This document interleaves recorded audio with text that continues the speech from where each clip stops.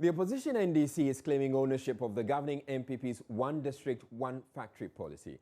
According to the minority in parliament, the NDC government mooted the idea and started the construction of the factory before it was voted out of power. This came up during debate of the 2017 budget statement presented to the House by the Finance Minister Ken Ofori-Atta. NDC MP for Keta, Richard Kwashiga, says the MPP stole the idea. His claim was, however, challenged by MPP MP for Tafo, Dr. Akutuose. Mr. Speaker, so this budget obviously cannot be an Asempa budget, because I find a lot of elements in this budget. This budget is very scary, very frightening. And if the ordinary Ghanaian, the unemployed young people of this country, understand the nitty-gritties of this budget, they may collapse. Mr. Speaker, I would also imagine that when we pick ideas and concepts from somewhere, we should acknowledge this era of plagiarism and copying without attribution is becoming too many.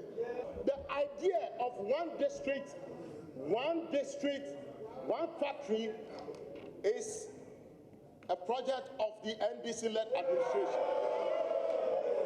This was a document that was completed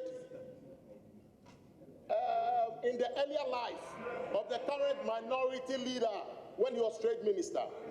Mr. Speaker, the preamble says, the government of Ghana will establish the small-scale district industrialization initiative in all districts of the country to help create jobs for the youth.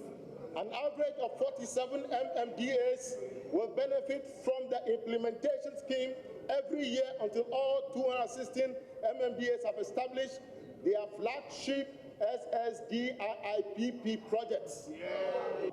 My good friend, honorable member from Kita, is trying to allege that the MPP has stolen the idea from NDC. And he mentioned the minority leader who was then the Minister of Trade. Maybe he's too young to remember. I want to remind him that the district industrialization program was conceived under the fathership of Honorable Alan Martin under the Kufuor administration, and the minority leader inherited that program. So, and he plagiarized, and in 8 years, he still couldn't do it. That is fact. That is fact. Let's not introduce alternative facts in this house. So why has it taken the NDC 1 year to complain about the idea being stolen? Mr. Kwashiga tells Joy News no one paid attention the first time they brought it up. It is because of the way they were going about it. You know, because I will create one district, one factory, you know, in all the assemblies. We have a systematic document on that, and that was why we were laughing at them. That was why the Minister of Trade and Industry at the time, Kospio Gabra, at some events indicated that, look, we are already doing these things, so it's not new. But you know, the way they said it, in a very political, partisan manner, you know, caught on with the Ghanaian youth, especially those who were unemployed. And so they bought into it. But the truth is that... But why now? So how come you are now, you know, laying claim to the idea? Too late in the day, isn't it? It's not too late in the day. I am stating a fact. You see, during the campaign period, people were not... When people are in a campaign mood, sometimes they become emotional. You realize that reason, you know, becomes subservient to emotions. And so when we even try to explain issues, you know, in a very logical manner, it doesn't gel with people. Even look at education. We said progressively free. And we're doing just that. They said it was going to be absolutely free. But what are we seeing today? But should it matter who owns the idea? Shouldn't it rather be about getting the idea out than helping better the lives of people? My brother, if you're using some idea, we're not saying that it's wrong to use some other person's idea, but acknowledge this government seem to be, they have a problem with, acknowledging owners of things or creators of some creations. The minority has meanwhile been casting doubt over government's growth projections this year. Speaker, I have come and I've gone through the entire budget, and one of the things that elate my heart is, Mr. Speaker, when the President came to this House to state, at the State of the Nation address, to state that this government will build a multi-industry in all the 10 regions. That is an infrastructure. And I was expecting to see it reflected in this budget. Nothing of that sort of industrial factory has been captured in this budget. That is why I'm saying that the fruit of jobs and growth will not be realized in this year. More so, when infrastructure, the cost of investing in infrastructure has been reduced. Now, President Akufo-Addo has nominated metropolitan chief executives for 4 cities. The 4 cities contained in a statement released from the presidency indicates that Idrisu Musa will be heading to the Tamale Metropolitan Assembly, Mohammed Ejay Soa, the Accra Metropolitan Assembly, Anthony K.K. Sam will be for the Sekondi Takoradi Metropolitan Assembly, whilst Osei Esibe Entry will be for the Kumasi Metropolitan Assembly. Essentially means that these 4 people who have been named are most likely going to end up as mayors of the cities in question. So Idrisu Musa has been nominated as mayor for Tamale, Mohammed Ejay Soa as Accra mayor, Anthony K.K. Sam as Sekondi Takoradi Metropolitan Assembly or Sekondi Takoradi mayor, and Osei Esibe Entry as Kumasi mayor. And the statement also continues that the president has also appointed Charles Bisu,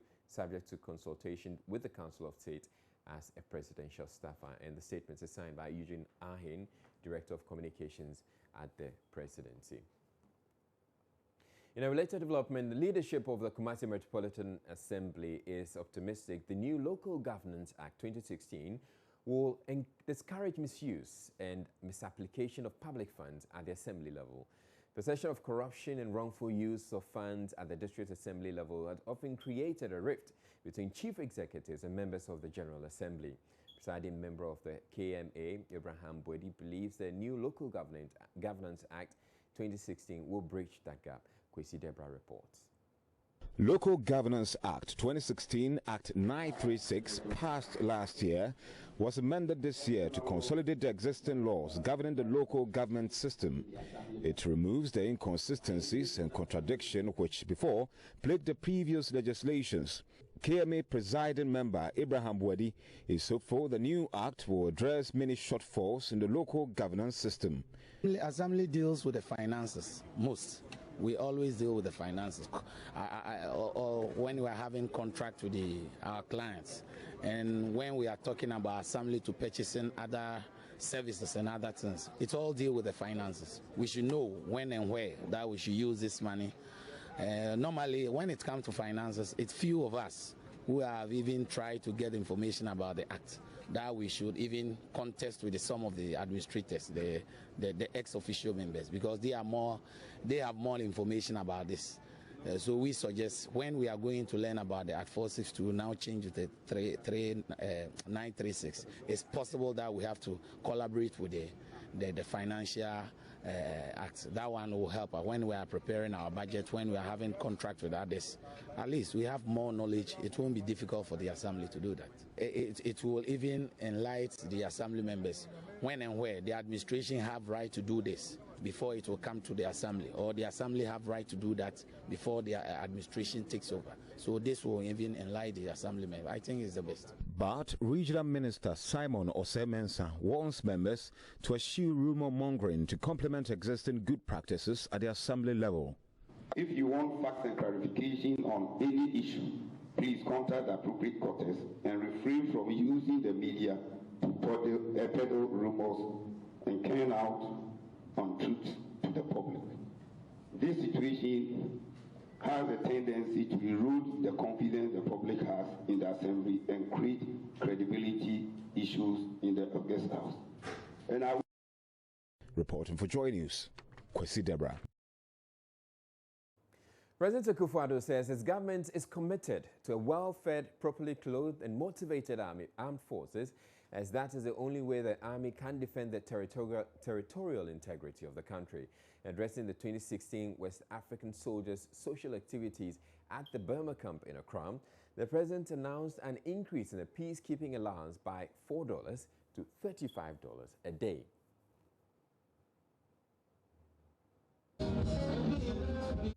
My vision for the armed forces is summarized by this quote attributed to the British Field Marshal Bernard Law Montgomery, one of the most inspirational commanders of the Second World War. He said, and it is worth quoting him, "The soldier who is well provided for, who is not disturbed by petty and unnecessary inconvenience, who knows that everything possible is being done for him, who is well clothed and well fed, is a contented soldier," unquote.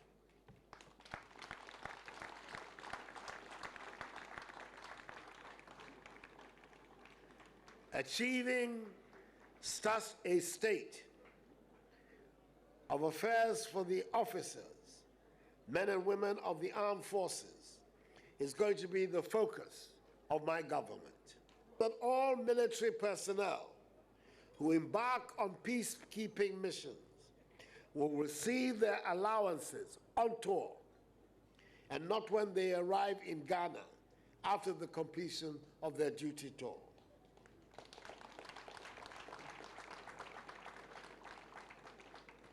No matter in what part of the world you find yourselves on peacekeeping duties, you will be paid your allowances there. That is the principle, and we're not going back on it. Peacekeeping monies are for peacekeepers.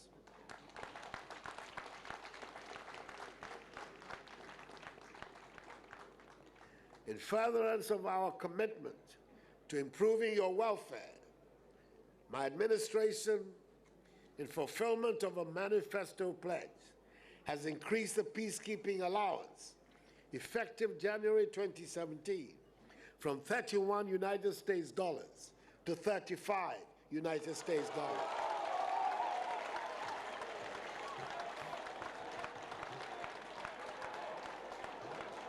WASA is a social program that brings various ranks of the Ghana Armed Forces together to take stock of the previous year and feast. Chief of Defense Staff Major General Obed Boama Akwa said despite the resource constraint facing the Army, they were determined to play their role in the development of the country.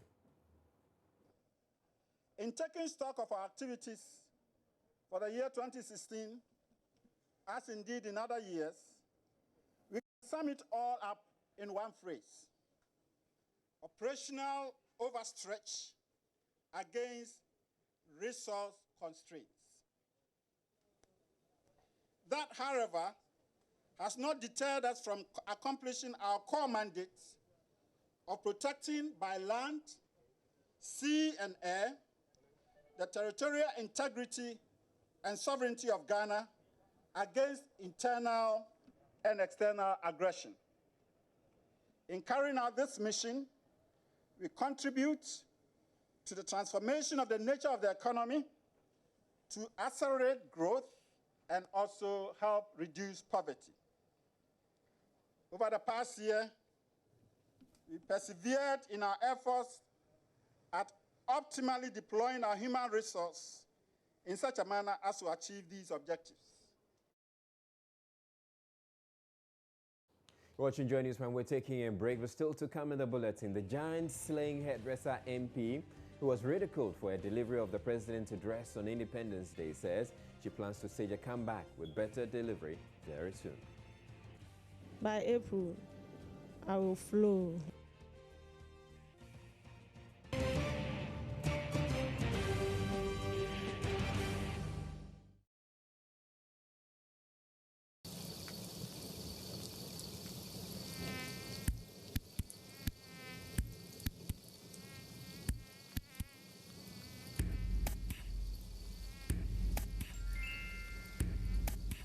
kill them all, just use out and kill them all. No more clapping, no more slapping, just the spray will kill them all. Use it once, use it twice, do not be there if they're wise. Spin that down, get out in and get them out. Out insecticide, so ya boah, faha.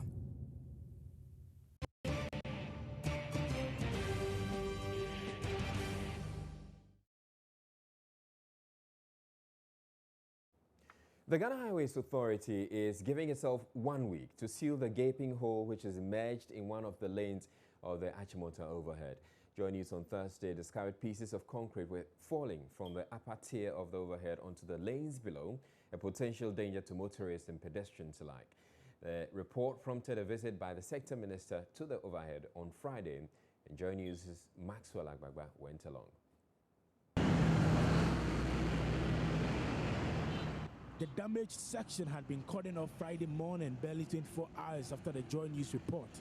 The pothole in question on the westbound lane of the George Walker Bush Highway was so bad the steel mesh used to reinforce the concrete in the road had been exposed so that vehicles driving beneath the bridge could be seen through it. Director of Bridges Michael Okan pointed to other defects that would have to be eventually repaired, explaining the bridge is about 40 years old. Well, as you have seen, the potholes have started developing on the road. So what we have to do now is to try and address it. It looks like the concrete is now weak. It was, as the minister said, it was constructed in the 75, 77, almost about 40 years ago. So it's now weak, and also because of the weight of vehicles now going over it. When you go to the ends, there's a lot of vibration. If we have to allow traffic on it, then it means we have to limit the weight of the trucks that go on it whilst we are working. But then it will be better for us to close the carriageway entirely. So there will be a diversion to use just one carriageway during the construction. You know, we have to go through some processes of getting money and procuring the works. So that will be done, and let's say, hopefully, before the end of next week. Sector Minister Kwesi Amoakwata says the situation provides an opportunity for the authority to undertake maintenance work on the entire stretch.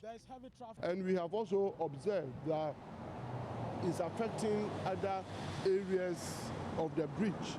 So we are not only going to work on this, we will take advantage to work on the stretch that has shown signs of deterioration. We are going to do that. This is what it looks like from the top of the overhead bridge. Thursday morning, this hole was very small, but now you can see clearly what is happening below this overhead bridge. The Minister for Roads and Highways, Kwesi Amoakwata, says it's going to be fixed very soon. Reporting for Joy News, Maxwell Agbagba. Transport operators here in Accra appear to be at odds with the Ghana Roads Transport Coordinating Council over an impending increase in transport fares, blamed largely on a recent review in fuel prices.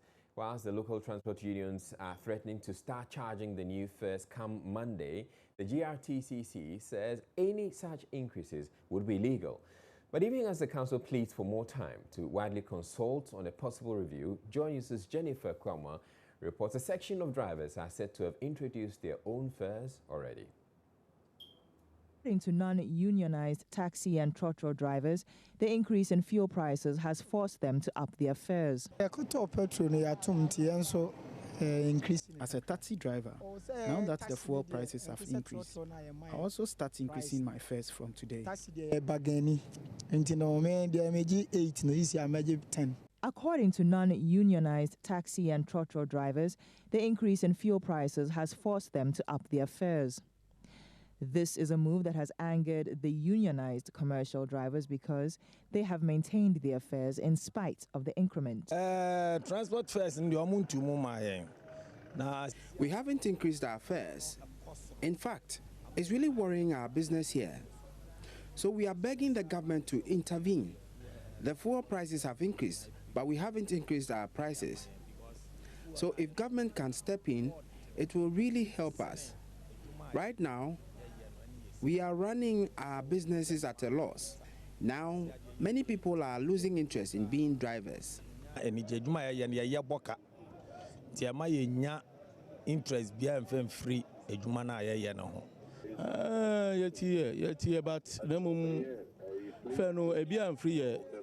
Yes, we've heard, but since we haven't heard from the regional executives, we can't also increase our fares. At first, fuel was sold at 15 Ghana cedis, but now it's 21 Ghana cedis. But still, we haven't increased our fares. It makes it difficult for us to operate. In an effort to salvage the situation, leaders of the Achimota Road Transport Union have decided to increase their fares from Monday, March 13. During the previous government, when the fuel prices increased, we also increased accordingly, but we haven't increased the fares. Even after petrol prices increased, we haven't increased our fares, and it's destroying our business. We will be increasing our prices soon because the drivers at different places are increasing. We are waiting on the government. If they don't tell us anything from Monday, we will increase the prices.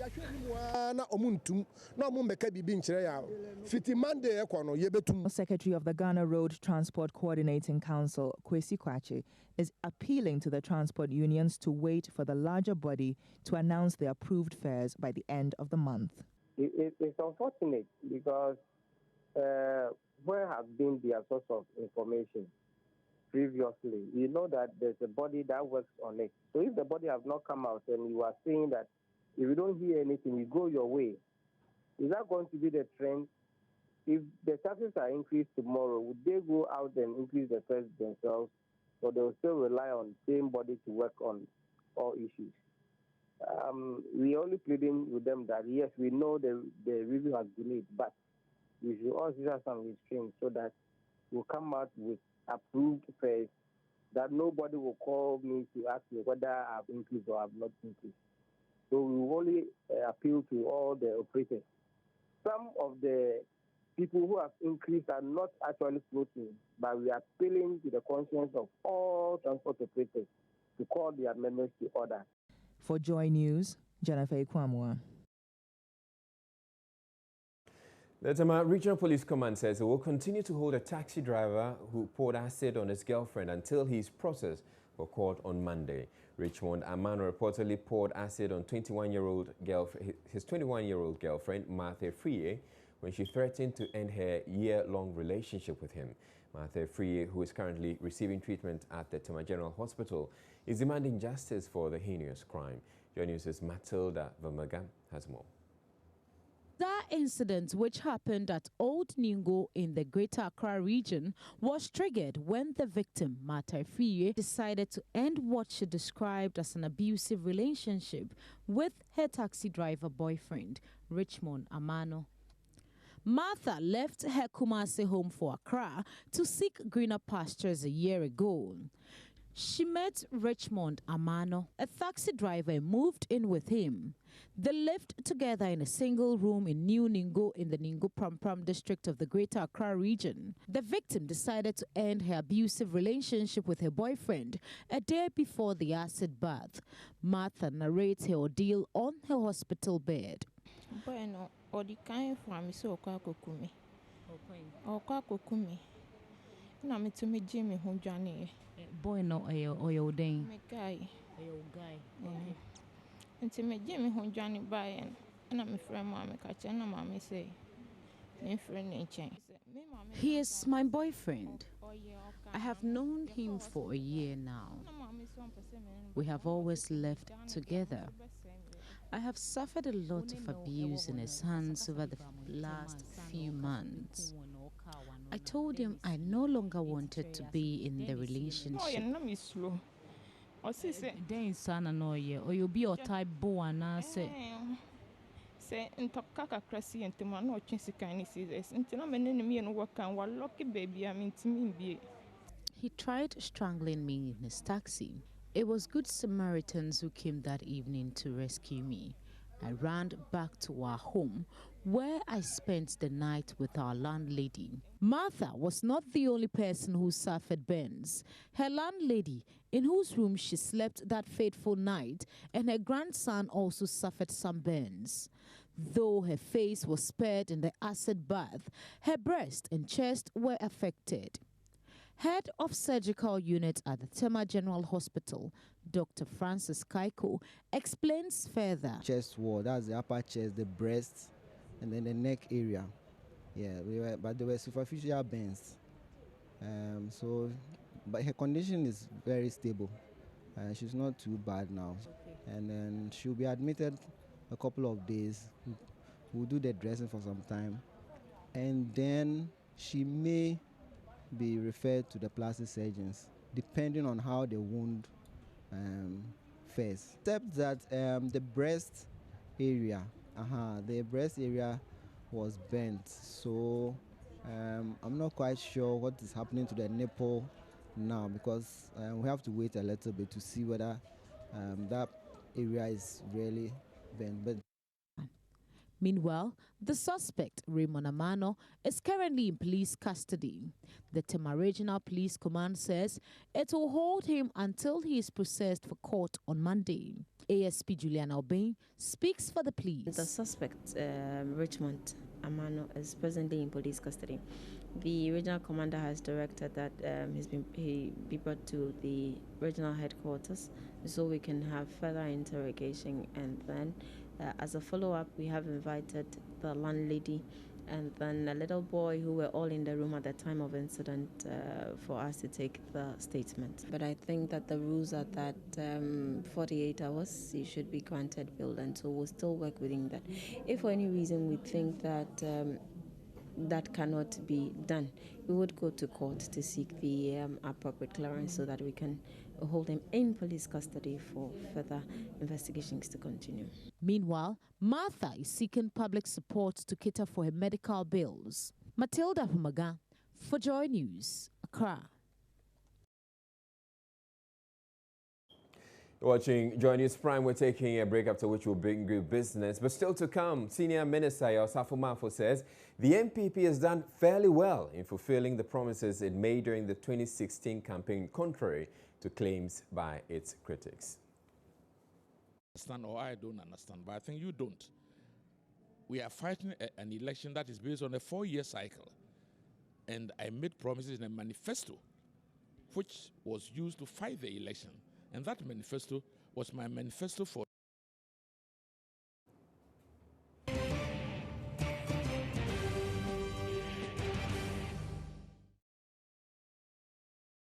Welcome back to Joy News Prime. Senior Minister Osafo Mafo says the MPP has done fairly well in fulfilling the promises it made during the 2016 campaign, contrary to claims by its critics. One major criticism leveled against the Kufuor government is its failure to scrap the energy sector levy as promised. But Mr. Osafo Mafo says the MPP never promised to redeem all its pledges in 1 year, and assuring they intend to deliver. Every political party has a 4-year cycle. We have done 1-year budget out of 4. So if I make 10 pledges, and in one budget I fulfill 6, and you say I'm running away from pledges, then either you don't understand or I don't understand, but I think you don't. We are fighting an election that is based on a 4-year cycle. And I made promises in a manifesto, which was used to fight the election. And that manifesto was my manifesto for the next 4 years. So we can expect that going forward, then the energy sector levy will still be scrapped. We would tackle other problems. If anybody thinks that all the pledges of government will be fulfilled in 1 year, then you will be Ethiopian. Free Senior High School, the criticism of your budget is that you indicated that funding will be from ABFA and other sources. We've still not been told what the exact other sources will be. But since you indicated that just maybe the Heritage Fund could be used, and the Finance Minister said, no, that won't be relied on. So where will the funding come from? Beyond, I have. It mentioned ABFA and other. ABFA, which is 70% of the oil proceeds. People have forgotten that our oil exports will grow from 88,000 barrels per day to 123,000 barrels per day. there's a big jump in oil revenue, and the ABFA will really go up. We are also going to reduce expenditure by minimizing corruption, because this sole sourcing business will cease under Akufo-Addo's administration. And we don't always think about revenue. We think about also minimizing expenditure. If I can do something with 100 cedis and you do it in 150 cedis, the system is worse off. So you must always think about also expenditure. Then you combine it with revenue, then you are there. Every expenditure that we have is being taken care of, and look into your annexes in the budget. And so beyond the ABFA, it's about the cuts that will come from other areas of expenditure. You're not looking at any other specific area where money would be coming. There are so many loopholes in this economy. The level of resources we are losing at customs, we are losing at the harbor, we are going to plug the loopholes, and this is stated in black and white in the budget. And that's going to be a major source of revenue. That's why I said revenue is not always increasing taxes, as some people enjoy doing. Revenue also means that you must plug your loopholes. 60 deprived communities are set to benefit from the construction of 60 electronic libraries as part of activities marking Ghana's 60th independence anniversary. The project, expected to start next month, will be undertaken by IT firm West Blue Company Limited, even though the cost is unknown. Organizers of the Ghana 60th anniversary consider the project a landmark initiative that will benefit deprived communities in the country. At a news conference to adore the project, a member of the Ghana 60 Planning Committee, Lord Kome, says government will ensure all the projects are completed on time. The e-library project is set to improve literacy skills in this country. And like you all know, the President's vision for this country is education and jobs. And on this note, education, education, education. And this area is really relevant to what we seek to get our young people achieve in the various communities. Our sense from the anniversary committee is to cite these library projects in very deprived communities, because that is where they need them most, in order to bring them at par with the Wesley girls and the Achimotes and all that.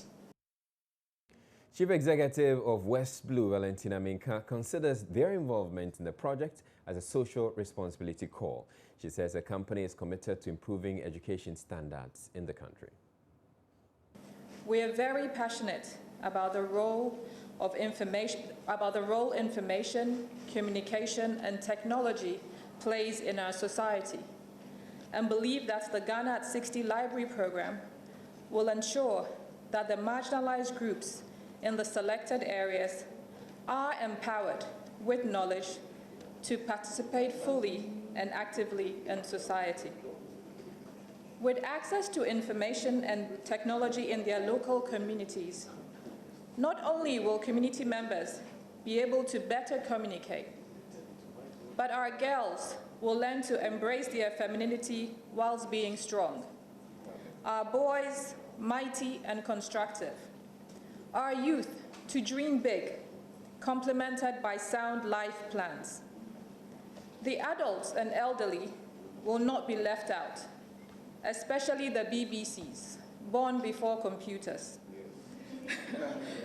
The Ghana at 60 library program will cater for them too, ensuring that they are upskilled to participate in today's technology world, whilst equipping them to effectively parent today's Snapchat and Instagram child. Education Minister Dr. Matthew Poku-Prempeh is optimistic the libraries, when completed, will improve literacy. We have been speaking about the 4 R's: reading, writing, arithmetic, and creativity as the pillars of primary education in this country. We believe passionately that if we can get it right in the primary school, educational standards will start rising. And the backbone of that is from the fact that a reading nation is a learning nation, is a developing nation, is a nation that can reach far. It's already been said that if you want to hide something from the black man, put it in a book. We want this project to turn it around. Yesterday, to surprise you, I was discussing the idea of a reading week in the country where politicians and everybody will go back to schools to help kids to read, where it will be the pinnacle of the national debates, where it will be the pinnacle of the spelling bees, that reading weeks is going to be the week that the president himself and his ministers and everybody is out there helping less fortunate ones to inculcate the habit of reading. If you can't read, you can't develop. And we believe that this is a project, like I said repeatedly, we have to let it happen. Now, the hairdresser who wrestled the Kwetia constituency seat from the former MP Baba Jamal has in the last few days since March 6 been widely ridiculed after a poor delivery of President Akufo-Addo's Independence Day speech went viral. Mercy Amase concedes she has deficiencies, but says she's working on them so she can communicate better. Agenda Minister Ridicled Jaba is suspecting the former MP for Kwetia Baba Jamal may have been behind the widely shared video and is daring him to publicly support Mercy Amase to show he is not behind it. Mamavi Usowaje has been speaking, has more on this. Mercy Amase, a hairdresser by profession, has not done much schooling, but been able to acquire a skill which has sustained her for many years. In the name of the Almighty God, swear. She's done fairly well for herself, and as MP, has so far been successful staying under the radar until her Waterloo on March 6, when she had to deliver the president's speech at the Independence Anniversary Parade at Akwetia in the Eastern Region. And it was too obvious it wasn't her speech. My advice to JHS students is that make your books your friend so that you pass your BECE exam well enough to get admission into the public schools. To those of you in technical and vocational schools who will be benefiting from the golden opportunity of the government, please help yourself and the nation to achieve higher levels in education of development. She's since been the victim of trolling, especially on social media. Amase is, however, unfazed. But what committees are you on in Parliament? House Committee and Social Welfare and Employment. Let's talk about the speech you delivered on the 6th of March and how people are receiving it, basically ridiculing the statement that you made. How do you feel about that? I'm very sad that people are laughing at me. But I'm proud of myself. If you had the opportunity, would you change anything about either yourself or the speech that you made? Oh, Mrs. Safi, I will not change anything. Gender Minister Otiko Afisa Jaba expressed admiration for Mercy's transition from the salon to the legislature and believes the man she booted out of Parliament, Baba Jamal, has a role to play in helping her overcome the challenges. Because our men have forgotten about the role mother plays in their lives, we are going to get them to be the he for she ambassadors. And I'm calling upon Honorable Baba Jamal, my own brother, because he's my brother.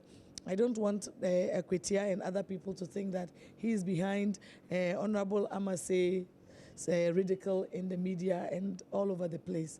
It's for him, as we say, behind every successful man is a woman. He should be that man behind the successful Amase. The new MP, meanwhile, maintains she's proud of her achievements and is confident her English will improve soon. By April, I will flow.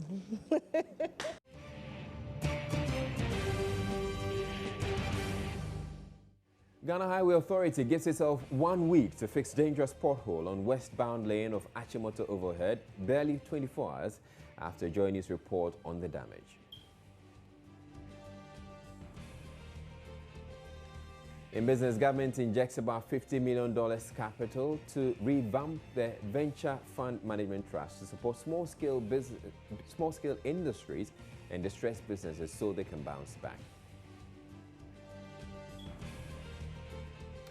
And then we also heard from the giant-slaying hairdresser MP who was ridiculed for her delivery of the president's address on Independence Day. She says she plans to stage a comeback with better delivery. By April, I will flow.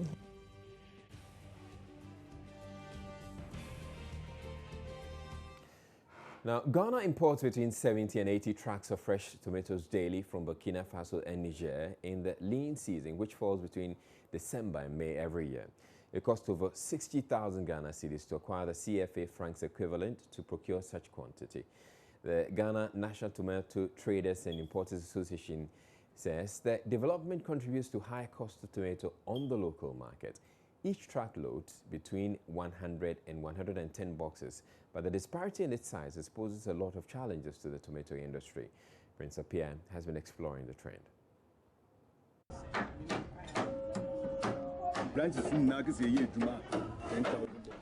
We produce between 8,000 and 10,000 boxes in a day from all our branches. The biggest costs 12 Ghana cedis, then 10 Ghana cedis, and the smaller one is 9 Ghana cedis.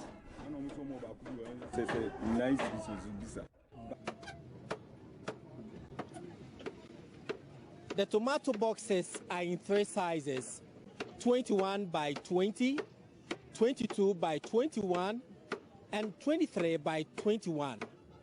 Now, the disparity in the sizes of the tomato boxes is the main challenge among traders of tomato in the country. While some are enjoying and cashing in on the size, others are losing out. The use of the boxes is very helpful to tomato traders, but it comes with challenges. Kobnasam blames it on traders. By problem is facing say in many be ko kwan so na say ofese Anthony di entema ono ba say me na obeto ade o me ho a no afre me na kan e bon me fa kakra nto so man nti sa no nso afre ye. The problem is because the traders want to maximize profit. They negotiate with some of the carpenters to increase box sizes. So when they meet at the market, the boxes become many with different sizes. The traders justify the demand for bigger boxes. It is not fair to see different sizes on the market. That is why the problem exists. The boxes should have one size so we can work together.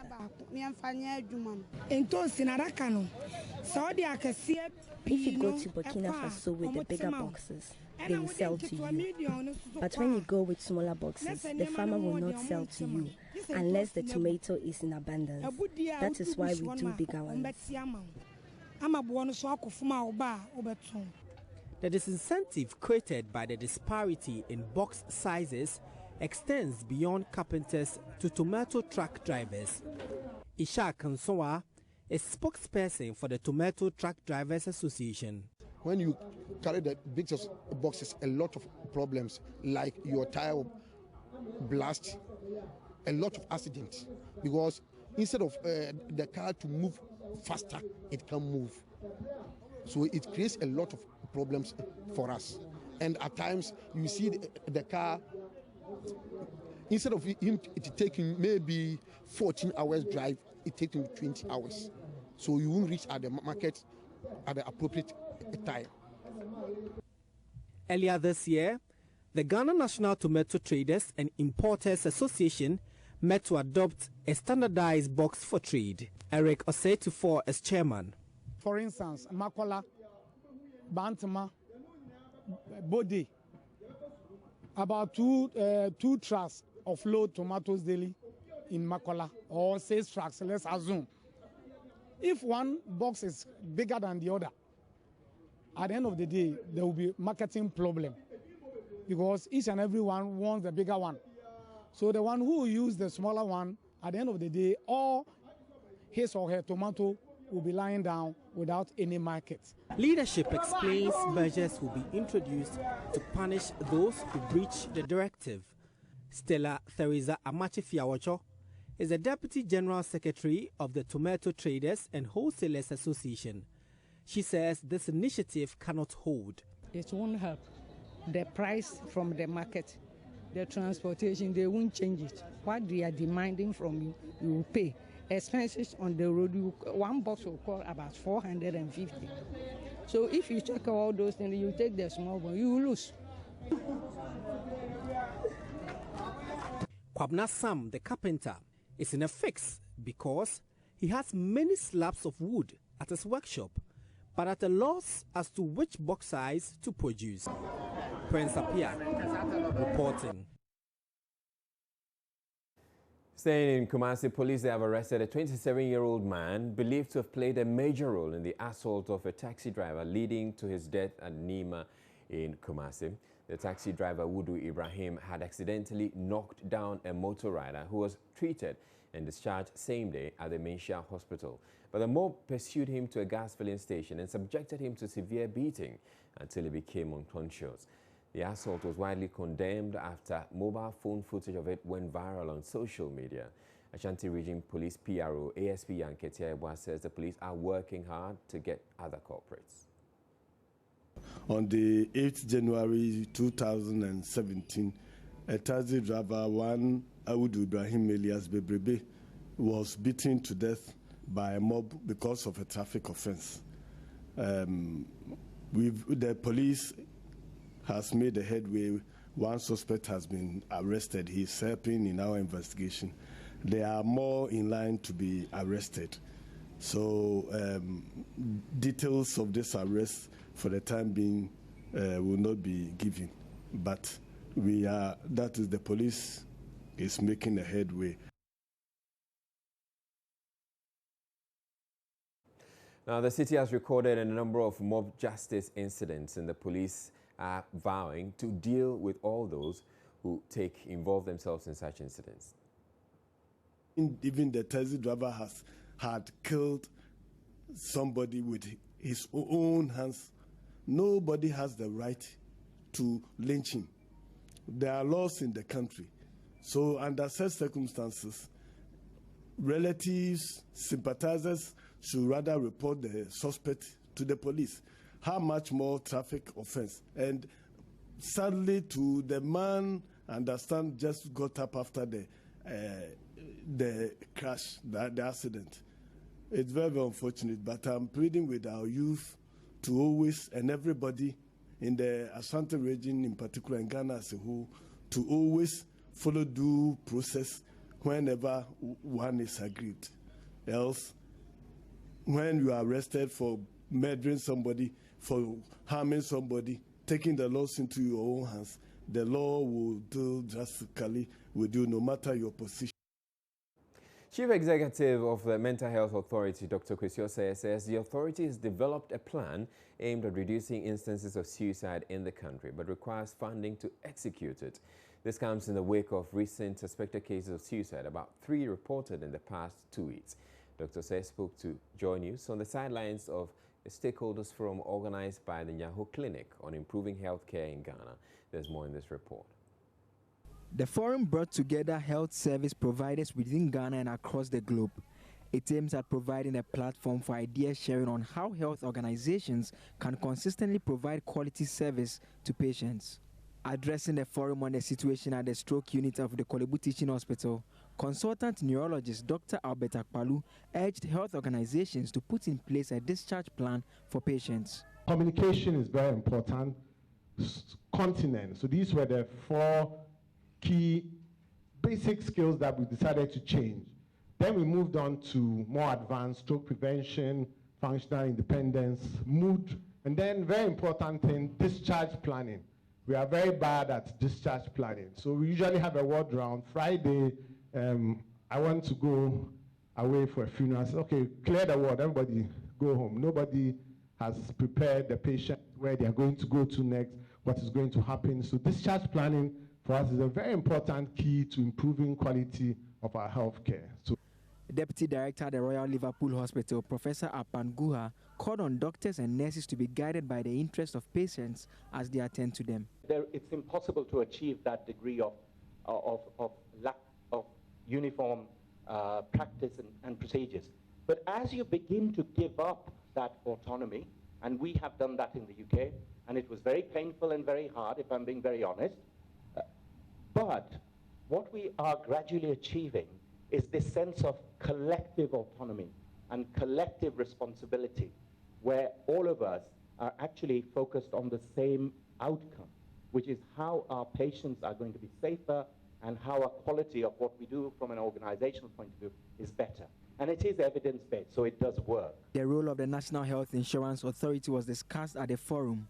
The authority has in recent times faced funding challenge which has greatly affected the health sector. Director of Claims at the authority, Dr. Lydia Chani-Selby, wants government to take a second look at persons exempted from paying premium to the authority. We should look at some of the exemptions. It's one of the recommendations we've made.